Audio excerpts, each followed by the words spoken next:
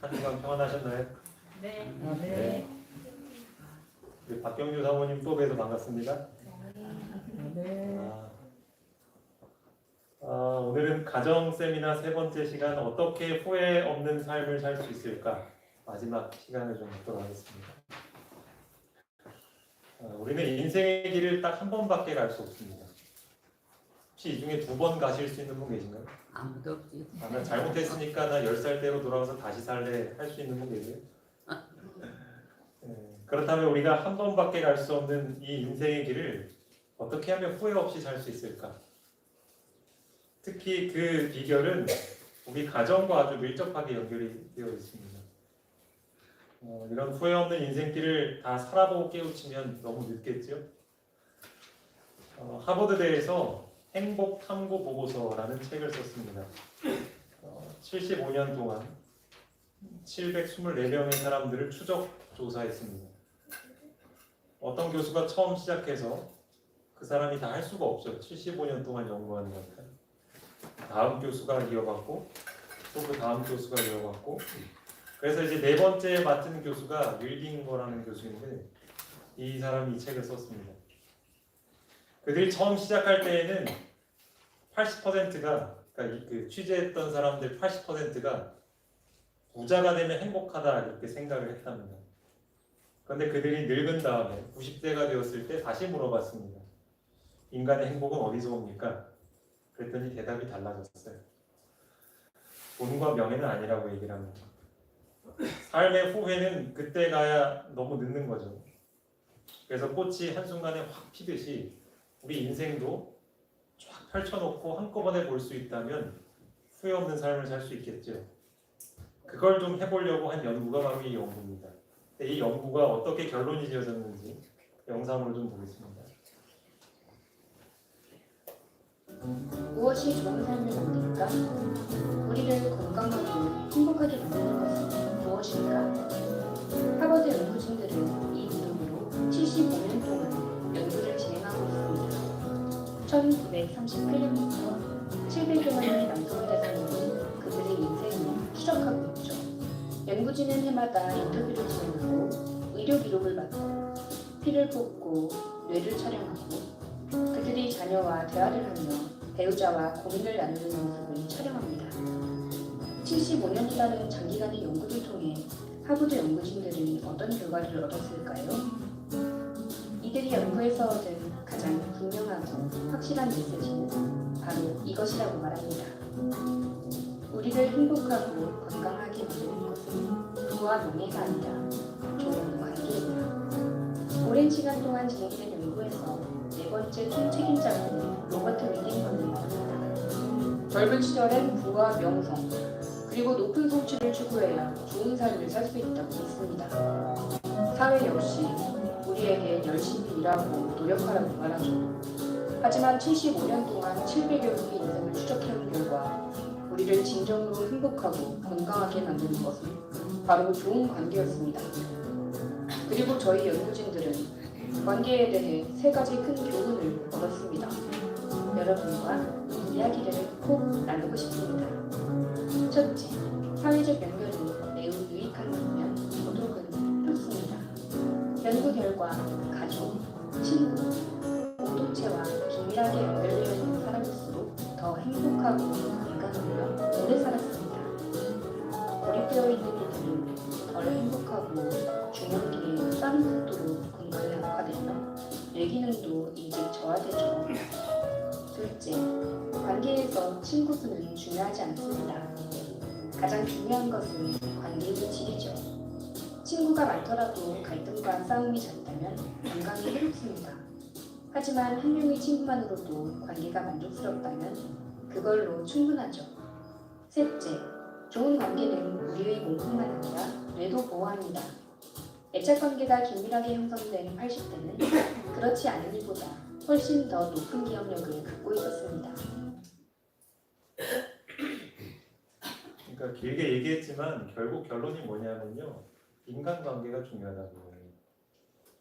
특별히 가장 가까운 사람과 어떤 관계를 갖느냐가 우리 행복에 있어서 가장 중요하다는 것입니다.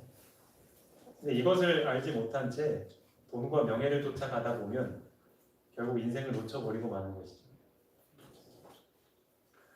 인기를 얻으려는 욕망으로 부와 안위를 탐하는 유혹 때문에 그들은 길을 잃는다.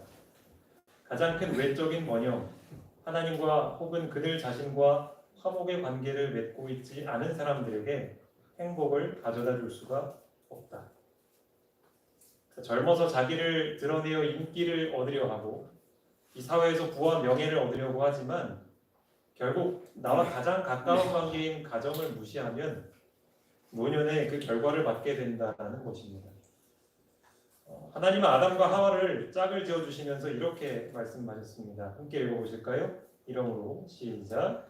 이러므로 남자가 그혼을 떠나 그의 아내와 합하여 둘이 한 몸을 이룰지어다. 여기 보면 부모를 떠나라는 말이 있죠. 이것은 단순히 자녀가 결혼하면 부모와 따로 살아야 한다라는 뜻뿐만이 아니라 전에는 자녀로서 부모의 도움을 받으며 살아왔지만 이제는 부부가 되었으니 중요한 결정은 부부끼리 해라, 이런 이야기입니다. 그래서 시어머니나 혹은 친정어머니가 부부 일에 간섭하는 것은 오히려 그 부부의 행복을 깨뜨리게 된다는 거예요. 이것이 바로 하나님의 주례사였습니다. 사실 우리는 어려서부터 부모에게 효도해야 한다는 말을 참 많이 듣고 살아왔죠.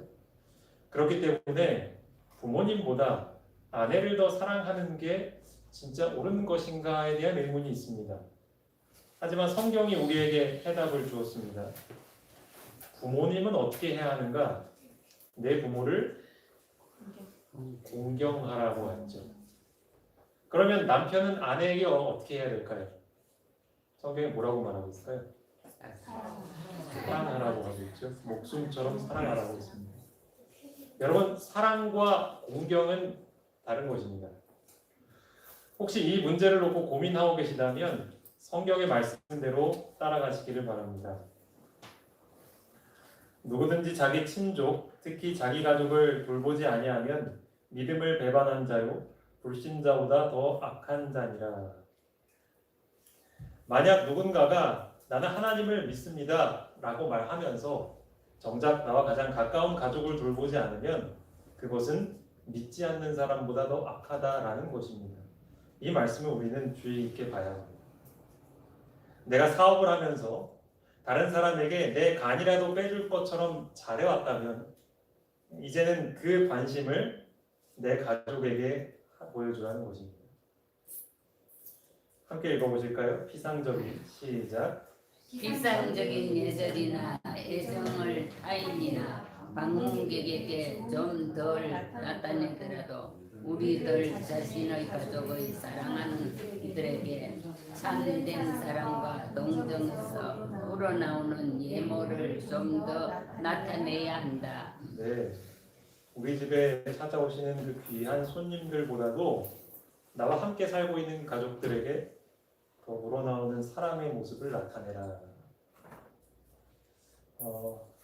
한 뷰티샵을 운영하는 분이 계셨습니다. 그 여자들 아름답게 관리해주는 피부도 좀 가꿔주고 마사지도 받고 하는. 근데 이분이 사업이 잘 돼가지고 빌딩을 살 정도로 돈을 많이 버셨습니다. 그런데 안타깝게도 이 남편에 대한 의심병이 들게 되었습니다. 여러분, 뷰티샵에서 이 남편이 할 일이 있었을까요? 여자들을 상대로 하는 직업에? 그러다 보니까 이제 집에 있었어요. 그러다 보니 이 아내는 이 남편에 대한 의심이 드는 거예요. 그것이 점점 심해져서 몸도 정신도 문제가 생겼습니다. 병원에 가서 약을 타먹는데도 3년 동안이나 먹었지만 낫질 않았습니다. 이분의 이야기를 좀 잠깐 한번 들어보도록 하겠습니다. 제가 얼마 전까지 사업을 해서는 성공을 했지만 어느 순간 제 몸과 마음에는 무서운 병이 찾아왔습니다. 그 심적 고통이 얼마나 힘들었는지 그것은 지옥과도 같은 생활이었습니다. 밤에는 온갖 상상과 공상으로 잠을 이룰 수가 없었습니다. 남편에 대한 신뢰감이 깨어지고 후로 남편을 끊임없이 의심하는 증상이 생겼습니다. 사무실에 나가 있어도 남편이 의심스러워 불안했습니다. 그렇게 6년이란 세월이 힘들고 외롭게 지나갔습니다. 남편에 대한 의심을 극복하지 못해서 결국 집안에 CCTV를 설치하였습니다. 제 눈으로 남편에게 아무 이상이 없다는 것이 증명되어도 저는 믿을 수가 없었습니다. 이것이 저에게 찾아온 병이라는 것을 몰랐습니다. 마음이 뭐라고 표현할 수 없을 만큼 불안하고 무서웠습니다. 밥맛을 잃어 밥을 먹을 수가 없었고 변비도 심하고 춥고 어지러웠으며 소화가 안 돼서 소화제를 아침, 점심, 저녁으로 3번을 먹으면서 근근히 생활을 하였습니다. 신경정신과에서 주는 약을 먹어도 소용이 없었고 점점 증상이 심해져 갔습니다. 그러므로 매사에 의욕이 없고 음식점에서 음식을 먹을 때도 무엇을 먹어야 할지를 선택할 판단력까지 상실하게 되었습니다. 우리나라 최고의 병원인 서울대학병원에서도 저에게 다가온 이 마음의 병을 고쳐주지는 못하였습니다. 1년 전부터는 아예 수면제 없이는 잠을 못 자고 우울증까지 생기게 되었습니다. 그리고 발끝에서 머리끝까지 너무너무 아프고 괴로워서 죽고 싶은 생각까지 들곤 하였습니다. 그러다 어느 날 제 조카들이 그렇게 속수무책으로 심신이 죽어가는 저를 이곳으로 데려왔습니다.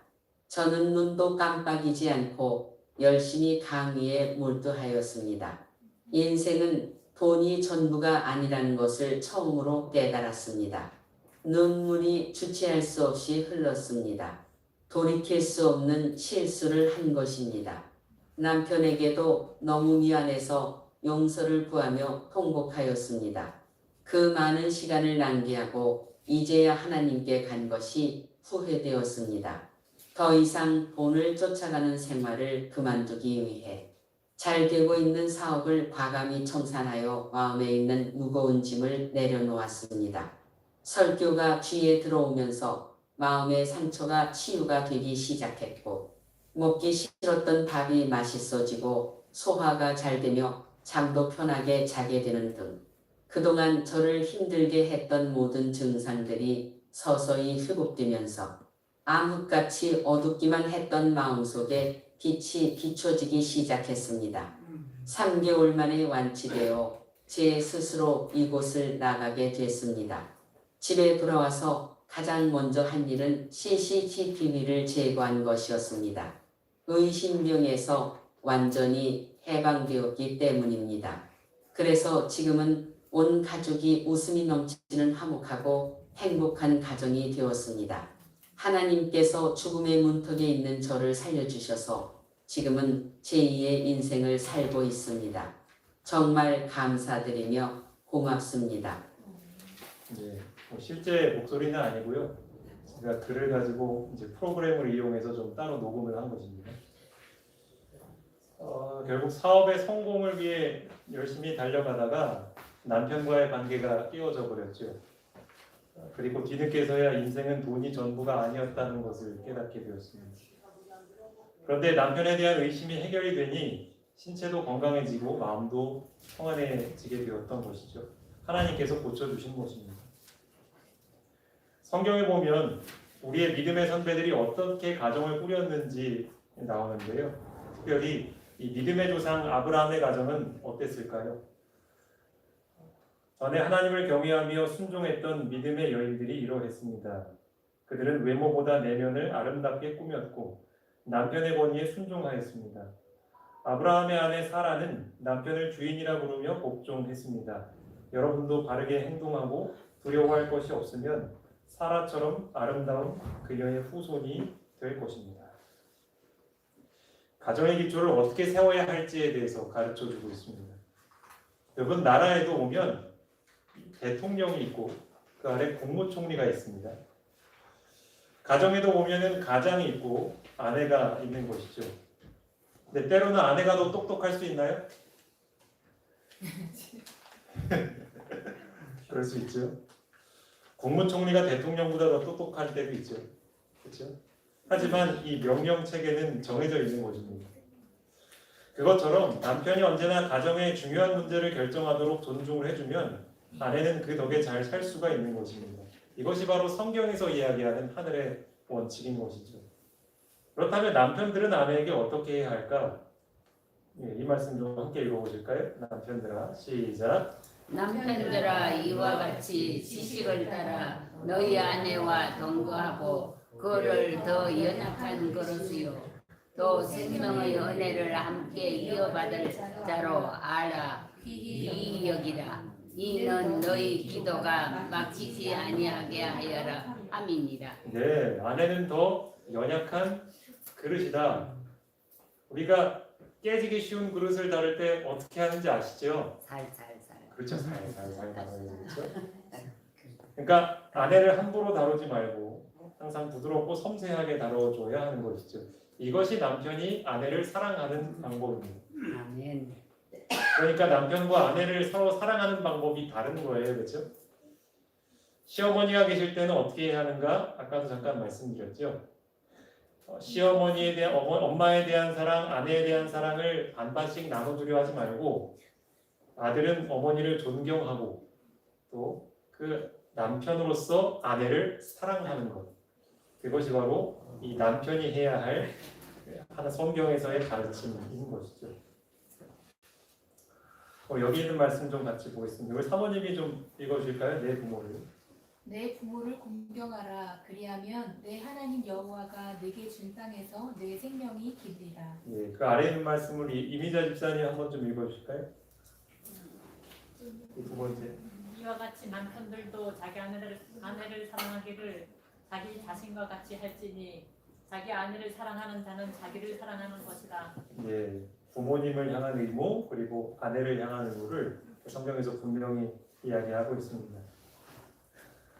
한 선교사 가정이 있었습니다. 그런데 그 가정에 문제가 있었어요. 특별히 그 부부 중에 아내가 이혼을 해야겠다는 생각을 했습니다. 선교사 가정인데도 말이죠. 그런데 앞서 설명드린 이 원칙을 이분이 깨닫게 되면서 뭔가 새로운 것을 보게 되었습니다. 이 얘기도 한번 잠깐 들어보도록 하겠습니다. 이곳에서 저희의 결혼 생활을 방해하고 있는 원인을 깨닫게 되었습니다. 제가 지금까지는 남편을 비난하고 욕한 것이었습니다.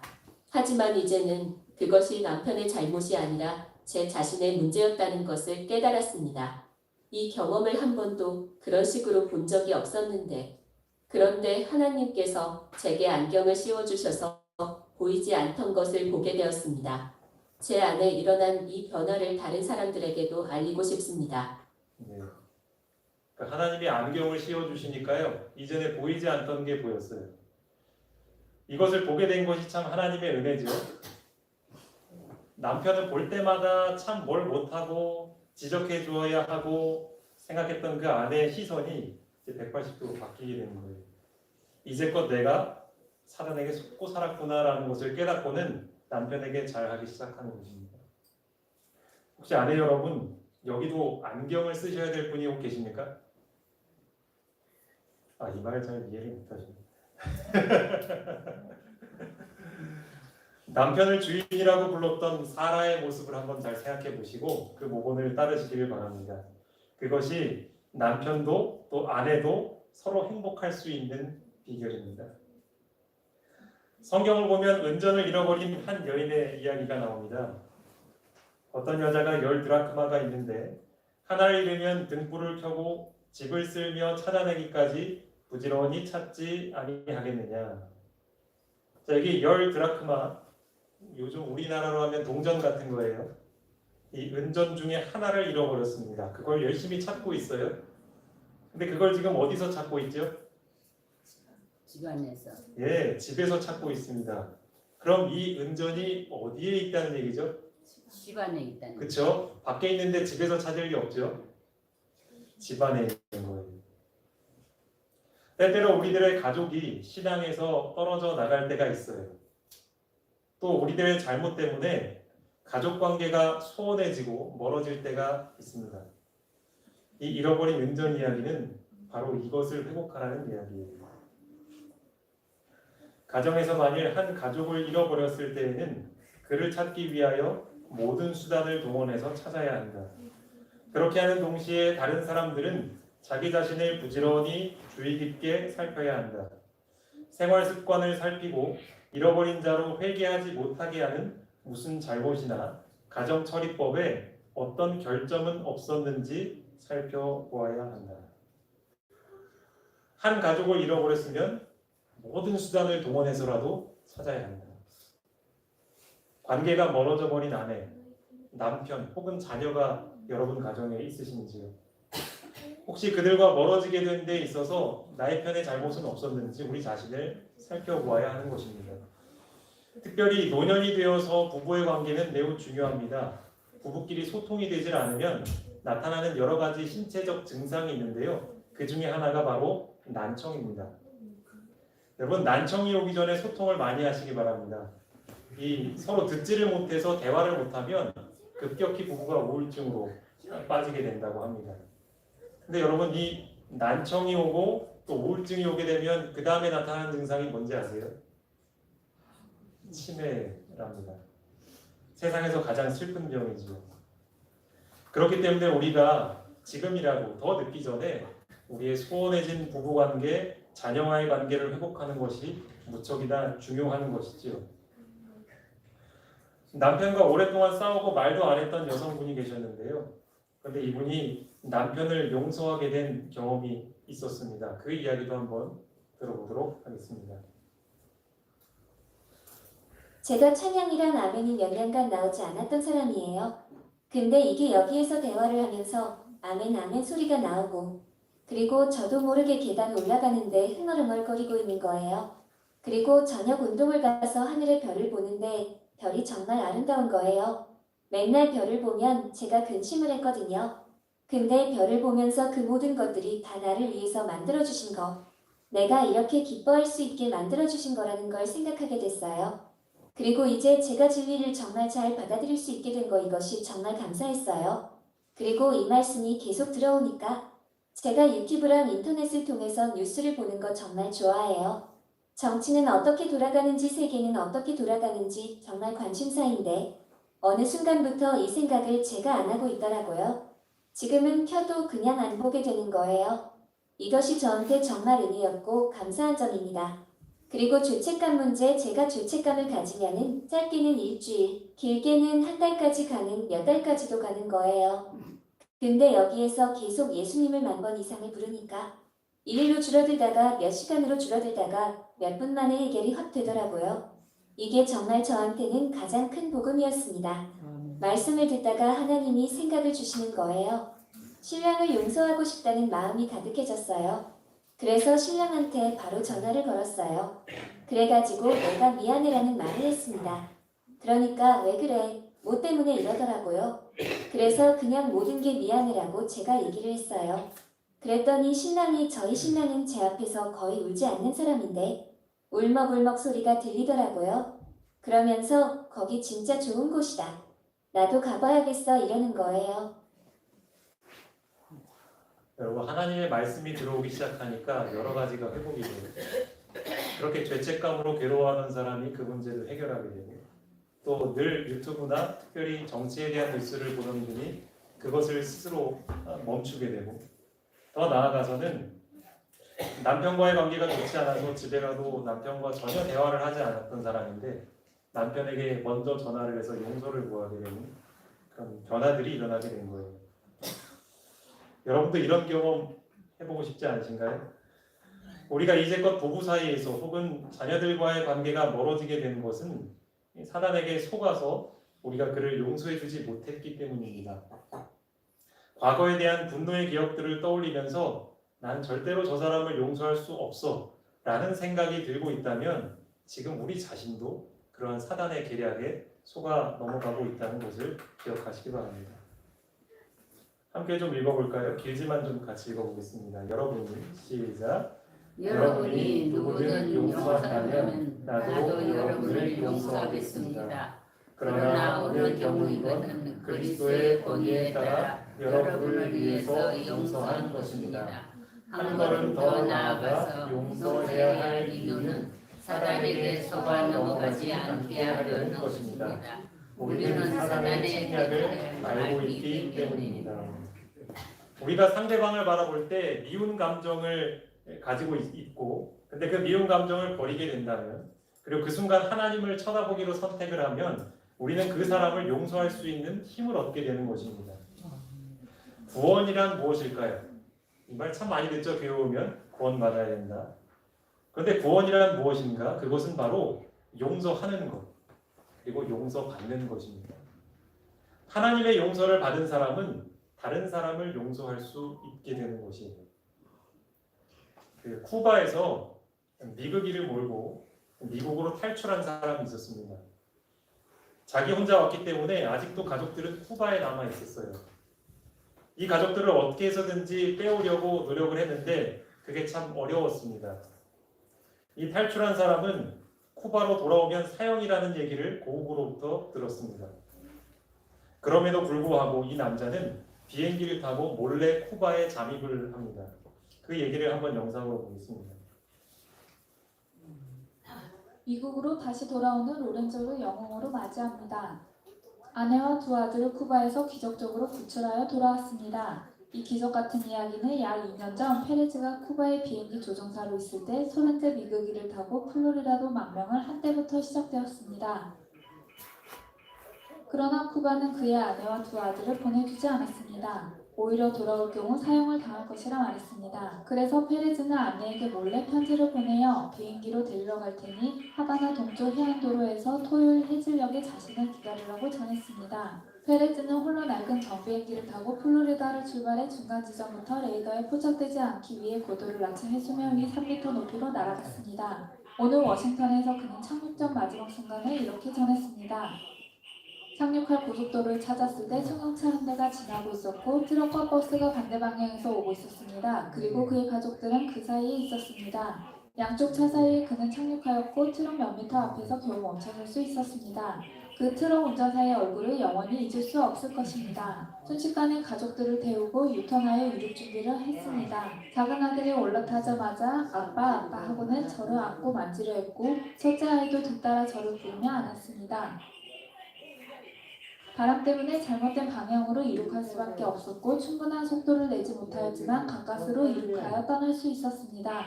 저는 아마도 세상에서 제일 행복한 사람일 겁니다. 왜냐하면 제 자녀들이 오늘 자유가 되었기 때문입니다.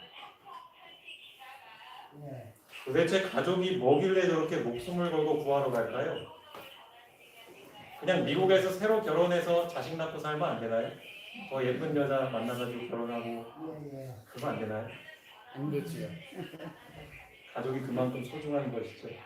목숨을 걸고 가는 거예요. 예수님인 것 같습니다. 우리는 이제 조금 있으면 하늘나라를 가야 합니다. 그곳에는 죄가 없기 때문에 우리가 상상할 수 없을 만큼 행복할 겁니다.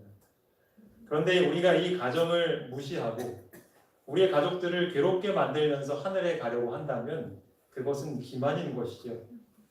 우리가 하늘에 가서도 가족들과 또 같이 살아야 하는데 그런 가족들과 함께 그곳에서 행복하게 살 수 있을까요? 여러분 가정을 소중히 여기시길 바랍니다. 이것은 몇 번을 강조해도 과언이 아닙니다.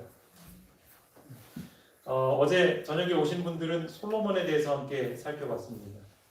그는 머리도 똑똑했고 돈도 많았습니다. 심지어는 같이 데리고 있는 여자들이 1000명이나 되었습니다. 우리 남편들 좀 부러우십니까? 아닙니까? 이 정도면은 남자로서 누릴 수 있는 건 다 누려보는 거죠. 하지만 알다시피 그는 인생을 거의 다 살고 나서 이런 고백을 했죠. 모든 게 다 헛되다고요. 솔로몬의 실패는 역사의 아이러니다. 솔로몬은 실력이나 지식이 없어서 실패한 것이 아니다. 군사력이 없어서 실패한 것이 아니다. 외화가 없어서 망한 것도 아니다. 그는 막강한 군사력을 갖고 있었으며 엄청난 경제적 부와 지식과 지혜를 가진 사람이었다. 인간적으로 볼 때 실패할 이유가 없다. 그렇기 때문에 솔로몬의 실패가 우리에게 주는 교훈은 클 수밖에 없다. 절대 우리는 돈과 명예만으로는 행복할 수 없습니다. 솔로몬의 삶이 그걸 증명해주고 있죠. 여자가 원수. 세계 최고 대학 하버드에서도 그렇게 연구했죠. 75년 동안 700명이 넘는 사람들에게 취재를 해서 연구를 했잖아요. 그런데도 돈과 명예는 답이 아니었잖아요. 이제 우리는 다른 길로 가야 하는 겁니다. 그 길로 갈 때 하나님은 우리 가정에 축복을 주시는 것입니다. 70이 넘으면 죽음을 준비해야 된다고들 말씀하십니다. 그렇다면 우리가 죽기 전에 준비해야 할 가장 중요한 건 뭘까요? 예수님 믿는 거. 더 늦기 전에 부부가 서로 사랑하고 용서하는 것입니다. 부모 간에, 자녀 간에, 그리고 부모와 자녀 간에 서로를 아프게 했던 이 과거를 서로 털어내는 것입니다. 원수로 알고 끝까지 가면 괜찮아라고 생각할지 모르지만 나이가 들수록 그것은 가시가 되어서 서로에게 상처를 남겨줄 뿐입니다. 지금 이 자리에 계신 여러분이 나이가 어리든 혹은 중년이시든 노인이시든지 간에 꼭 우리는 이것을 겪고 넘어가야 합니다. 이 문제가 해결되지 않으면 우리는 하늘에 갈 수가 없습니다. 그래서 여러분에게 당부드리기는 서로 용서하시기 바랍니다. 그것이 바로 우리의 남은 여생을 가장 행복하게 보낼 수 있는 길입니다. 우리 여기 있는 말씀을 좀 함께 읽어보겠습니다. 나는 그래서 시작. 나는 그래서 하나님께서 목숨을 허락해 주신 그 짧은 동안 아무리 세상사가 힘들어도 먹고 마시고 즐겁게 사는 것이 제일 좋다는 것을 깨달았다. 그것이 바로 하나님께서 사람에게 주신 분복이기 때문이다. 여러분, 이게 바로 하나님께서 우리에게 주신 복입니다. 사랑하는 아내와 남편이 함께 먹고 마시고 즐기다가 인생을 마치는 것. 여러분 행복하시기 바랍니다. 우리가 모두 부부간에 특별히 용서의 문제에 있어서 꼭 승리하셔서 행복한 가정 이루시길 바라며 말씀 마치겠습니다. 기도하고 마치겠습니다. 우리를 사랑하시는 아버지 하나님, 하나뿐인 아들을 이 땅에 주시고 생명을 포기하게끔 하신 그 주님의 뜻이 무엇인가를 다시 한번 생각합니다.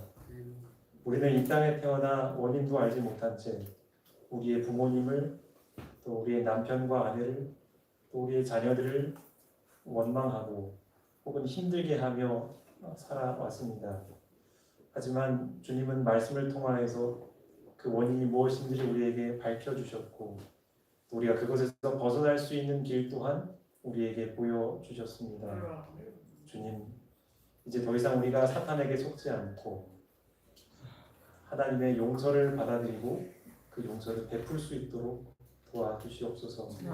지금도 시시때때로 사단이 우리를 그리고 우리 가족들을 시험에 빠뜨리게 하고 서로를 미워하게 만들고 있음을 압니다. 우리가 더 이상 그 계략에 속지 않고 서로를 용서하며 주님께서 허락하신 이 생 동안 행복하게 살아갈 수 있는 행복한 가정이 될 수 있는 그런 우리 모두가 될 수 있도록 축복하여 주시옵소서. 예수님의 이름으로 기도합니다.